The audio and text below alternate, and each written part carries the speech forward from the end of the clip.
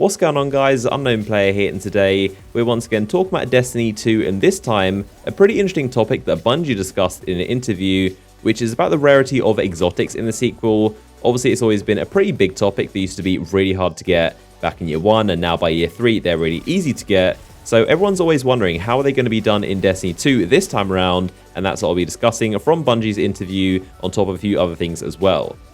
So this interview comes from the gaming article called Game Rant, and they were asking Mark Noseworthy, the project lead of Destiny 2, about exotics and a few questions on this topic. And he basically went through how they're going to work in Destiny 2 and their sort of philosophy, which is really interesting to know. So when asked about exotic rarity, he said they want it to be a middle ground between year 1 and year 3 of Destiny 1, so somewhere in the middle of those two. So he said there's something really special about those year 1 Galahorn stories. There's also something really nice about the determinism of the Taken King, where you can go and do this thing, you'll get Sleeper Simulant, just go do it. It's hard, but you'll get it, and we're going to be somewhere in the middle. We want exotics to be something that all players can get, not something that only elite guys who put in thousands of hours to get exotics can acquire. So that in itself is a pretty important part of the interview, where he basically describes what literally was year 1, grinding for thousands of hours to get exotics. I remember back in year 1, it took me about 10 months and over 1,000 hours of playtime to get every exotic in the game and complete my collection. And most other people I knew with over 1,000 hours still were missing some. So they were definitely very extreme back then.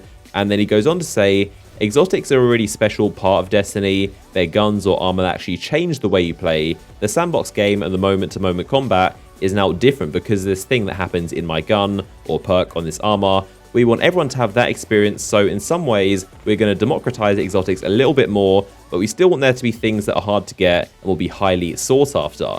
So from that statement, and also by him saying democratize exotics a little bit more, he's basically saying they're going to be slightly easier. Not sure if he means easier than they are right now in Destiny year 3, or whether he's comparing it to year 1, but either way, that's how Bungie basically stand on the topic. And in Destiny 2, expect the bulk majority of exotics to basically be found how they are now, so in engrams and 3 of coins, and they're probably going to be quite easy to get. But then, like you said, there are going to be some that are locked behind exotic quests that take quite a lot of grinding, and then probably a few like Outbreak Prime that are really, really long and difficult ones. Only a small percentage of the people can actually get. So that is how it's looking, quite similar to year 3. There's going to be most of them that are pretty easy to get through 3 of coins, but also those few that are locked behind quests. So for that Galahorn type weapon, instead of it being behind a ton of RNG, for example, it's going to be from a quest like Outbreak Prime or the Sleeper Simulant, as Mark actually said, that you do a thing and you guarantee to basically get at the end.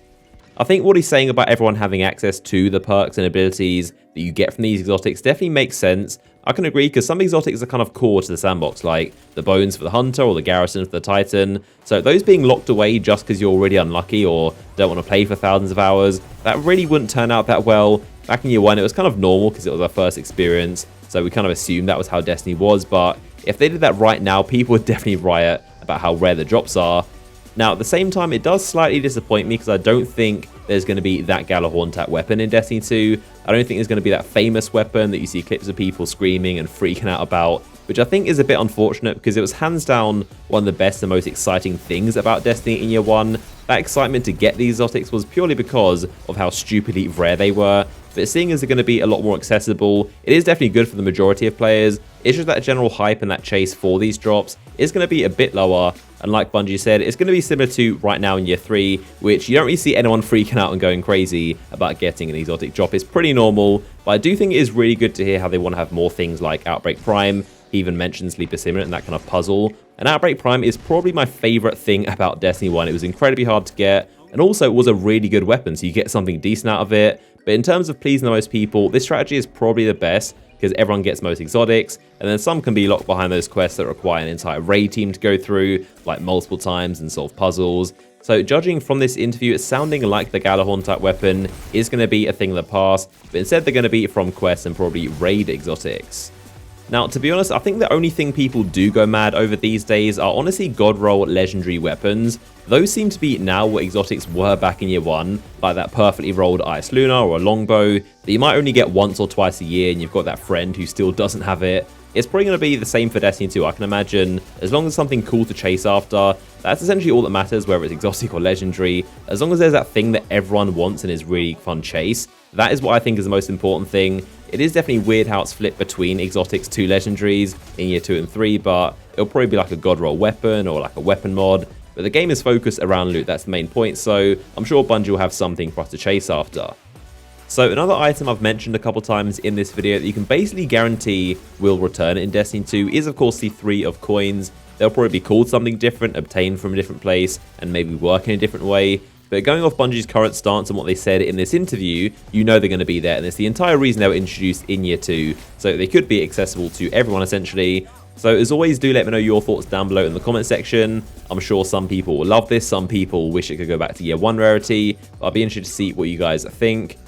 Now, talking about the exotics in Destiny, we've seen quite a lot of them so far, believe it or not, in trailers.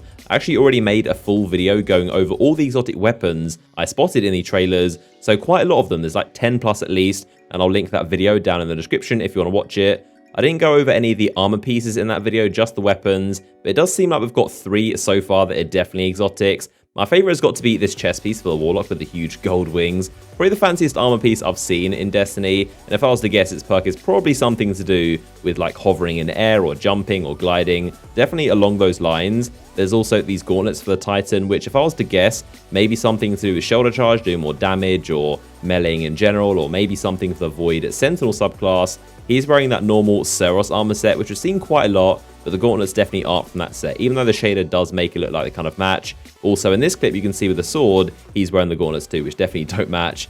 And then of course there's this Hunter helmet, which looks a bit like the Graviton forfeit, except with like gold energy coming out of it, but it's anyone's guess what this thing actually does.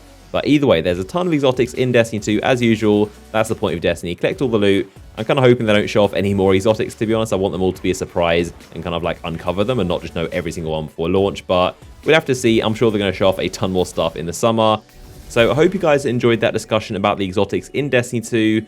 Also, don't forget to join my band group if you haven't already. It's basically a little community I've got going on for people to chat about Destiny or talk to me, and I invite people to join my fire team sometimes from this group. And also, of course, a huge LFG where like hundreds of people are always joining for raids or trials or anything else. They often give me stuff to give away to you guys, which we did recently.